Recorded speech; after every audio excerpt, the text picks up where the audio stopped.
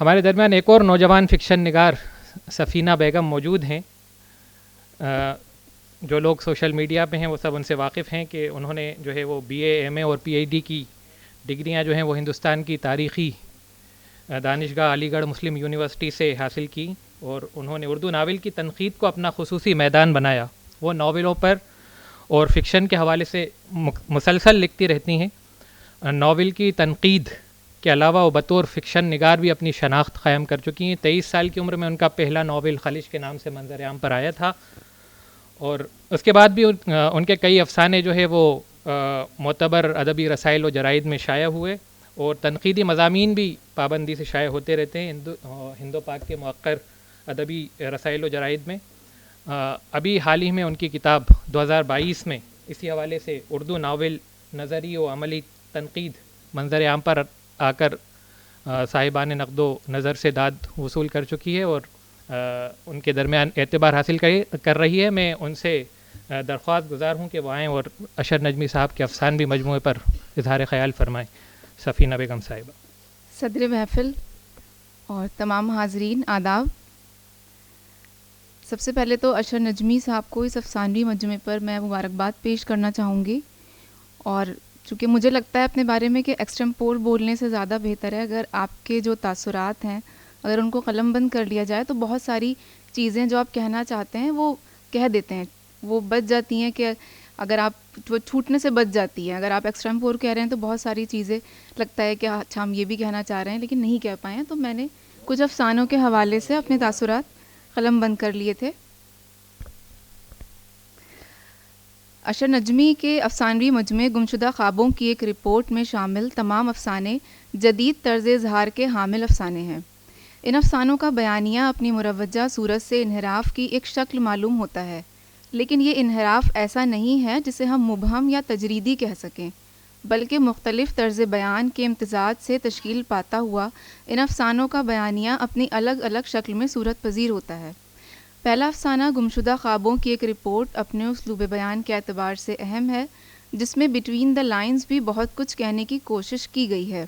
افسانہ کشمیر کے تناظر میں لکھا گیا ہے، جس میں یکجہتی کی بازیافت کے لیے کیے جانے والے اقدامات کی بنیاد ایک خیالی پیکر پر ہے جو اپنی باتوں کے توسط سے صورتحال کو تخلیق کرتا ہے. اس افسانے کو دو حصوں میں منقسم کیا جا سکتا ہے. پہلا وہ حصہ جہاں انسانی تشخص کی بقا ڈسٹوپیائی سوچ میں مضمر ہے، اور اس کے بعد دوسرا وہ حصہ جہاں اشرف وانی اور ابھیرام ایک مثالی دنیا کا خواب دیکھنے کے لیے اس آسمانی پیکر کے ساتھ چل رہے ہیں. افسانے میں منفی سے مثبت کا یہ سفر ہی اس افسانے کی کلید معلوم ہوتا ہے. اگلا افسانہ جہنم میں مٹر گشتی ہے. یہ اپنے عنوان کے اعتبار سے منفرد ہے. لفظ جہنم کے ساتھ مٹر گشتی کے لفظ کا استعمال قاری کو چونکاتا ہے، کیونکہ یہ الفاظ اپنی اسمی خصوصیات کی بنیاد پر تضاد کی کیفیت رکھتے ہیں. جہنم سے جو فوری تصور ذہن میں ابھرتا ہے وہ اذیت ناک، خوف میں مبتلا کر دینے والا اور منفی تصور ہے، جبکہ مٹر گشتی میں ایک آزادہ روی، مستی اور سیر و تفریح کا احساس پوشیدہ ہے. عنوان کا یہ تناقض یا پیراڈاکس متن کی قرت پر اکساتا ہے، اور مطالعے کے بعد یہ اندازہ ہوتا ہے کہ دراصل انسان کی زندگی بذات خود کئی قسم کے تضادات سے عبارت ہے. ایسے تضادات جو بے ہوشی اور خواب کے عالم میں بھی انسان سے چمٹے رہتے ہیں. انسانی دماغ ایک پیچیدہ اکائی ہے، اور اسی پیچیدگی کی گتھیوں سے راوی نے افسانے میں پراسرار فضا تخلیق کرنے کی کوشش کی ہے. نجمی صاحب کے افسانوں میں موضوعات کی سطح پر تنوع اس لحاظ سے ہے کہ جہاں پہلا افسانہ یکجہتی ہم آہنگی کو پیش کرتا ہے، وہیں سائنسی تجربات سے پیدا ہونے والی صورتحال کو ایک چوہے کی یادداشت بیان کرتی ہے. حالانکہ اس میں چوہے کے ذریعے دی جانے والی بہت سی معلومات غیر ضروری اور اضافی نوعیت کی بھی محسوس ہوتی ہے. اس افسانے کی اہم بات یہ ہے کہ انسانی اقدار کی اہمیت ایک چوہے کو کس انداز سے سوچنے پر مجبور کرتی ہے، اور وہ بھروسہ اور وشواس کی بنیاد پر انجلی پر کیے جانے والے اعتبار کے نتیجے میں دھوکہ کھا جاتا ہے. اور یہی افسانے کی وہ اساس ہے جو انسانی سرشت کی حقیقتوں کو پیش کرتا ہے. اگر ہم ان افسانوں کو تعین قدر کے روایتی ٹولز کی بنیاد پر پرکھیں تو شاید ہمیں مایوسی ہوگی.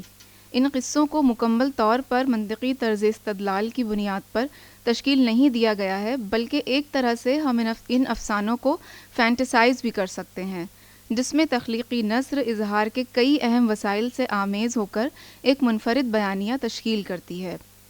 ان افسانوں میں کیا، کیوں، کیسے کی بنیاد پر قائم کیے جانے والے سوالات اپلیکیبل نہیں ہوتے۔ جدید طرز کے ضمن میں ان افسانوں کو ایک نئے آغاز کا پیش خیمہ قرار دیا جا سکتا ہے۔ اشر نجمی صاحب کو ایک بار پھر اپنے افسانوی مجموعے پر بہت بہت مبارکباد۔